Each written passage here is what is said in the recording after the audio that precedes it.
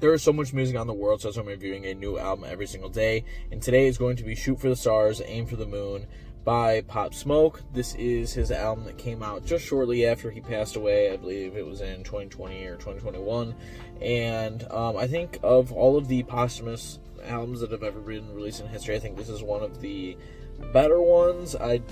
Definitely not the best, but I think that this was in a time in his career where luckily he was not being fed off of like vultures, where, you know, his album to come after this, Faith, was just in my opinion a complete disaster and just a complete showing of the people who he was around. And at this point, luckily the album was mostly finished, and you have a lot of, you know, completed songs on here, very memorable performances, a lot of features that make sense. I think there's only a couple features I don't really prefer on here, but people like Quavo is, I think, one of the standout ones. Of course, you have 50 Cent, who I think is just okay. I think it's him and Roddy Ricch on a song together. And, you know, but then you also have someone like Karol G, who I think is just okay. But for the most part, like, most people on this project make sense, and I think a lot of the tracks still kind of stand up, and this was a big shining moment for New York drill.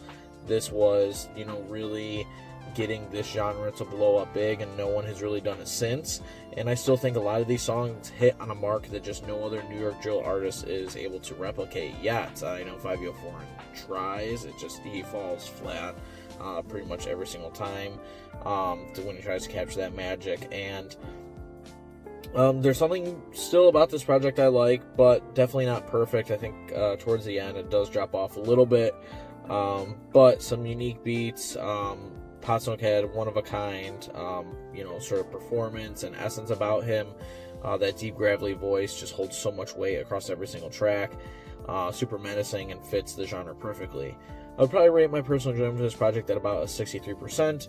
Definitely could have been higher, like I said, if you trim some of the fat off, but not too bad overall. If you have an album you think I should review in the future, let me know. Otherwise, I will see you in the next one.